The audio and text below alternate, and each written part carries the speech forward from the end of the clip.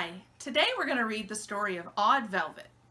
It's a story about a little girl who gets teased for seeming different. Let's find out what happens when her classmates learn to accept her. On the first day of school, Velvet's classmates brought their teacher cinnamon tea, lace handkerchiefs, and heart-shaped boxes of potpourri.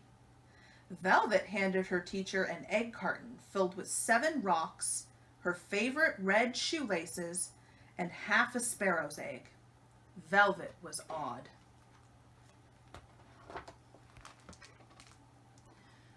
At lunchtime, Velvet not only carried a used brown paper bag, but inside were things like carrots and a butter sandwich, and she ate them.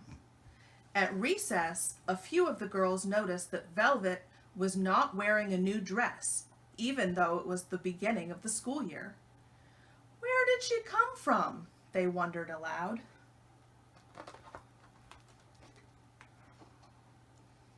All of this strangeness did not stop after the first day of school. In fact, it got worse.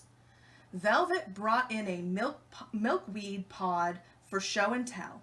Luckily, 3 of the other girls brought in a talking doll, a wedding doll, and a crying doll, and saved the day.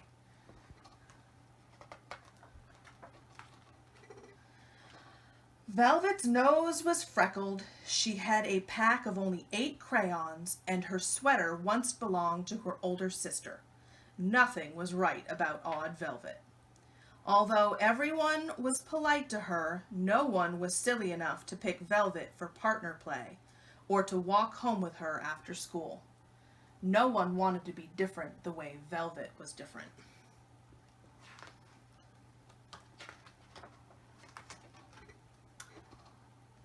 On the day of the school field trip, the children were laughing and calling each other by their nicknames. Someone called out, "What's your nickname, Velvet?" It got quiet as Velvet looked around. "I don't have one," she said, "but my father told me that on the day I was born, the sun was just rising over the mountains, and outside it looked as though the world had been covered in a blanket of smooth, soft, lavender velvet." A few of the boys let out a giggle, but mostly the bus fell quiet. For a moment, everyone was thinking how beautiful that morning must have been the day Velvet was born. The following week, a school drawing contest was announced. There was no question who the winner would be.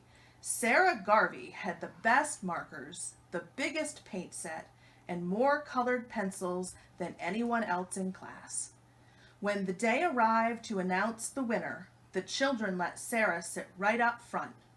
No one was more surprised than she was when the teacher called out Velvet's name. Velvet had drawn an apple. "It's just a piece of fruit," Sarah protested. Everyone stared at the picture. "It looks so real, I would like to eat it," someone said. "It seems like you could pick it up," another child added. Sure enough, with just her 8 crayons, Velvet had drawn the most beautiful apple the children had ever seen.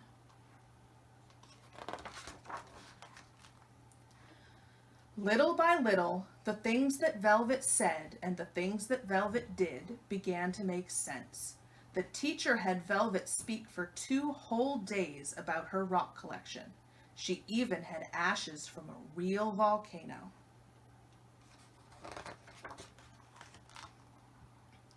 Still, on the day she handed out invitations to her birthday party, the whispering began. "I bet her house is old and dark," Sarah said. The thought of going to Velvet's house made everyone feel a little uneasy. Velvet lived in a tiny house at the end of a long road. There was no jungle gym or tetherball, just a tall swing hanging from a big old tree.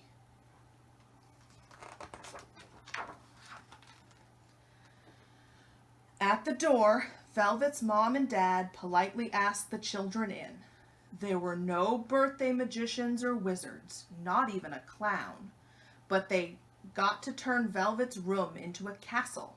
The royal subjects painted their faces and put glitter in their hair. They jumped high off the bed into a blue blanket moat.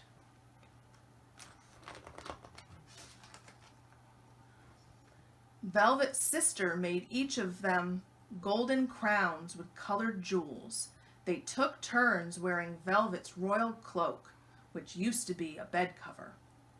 They played cards and shot marbles. Velvet even showed them how to draw beautiful apples. On the last day of school, Velvet's classmates brought their teacher handfuls of flowers, cards they had made, and an impressive collection of nice-looking rocks. Velvet was different, but maybe she wasn't so odd after all.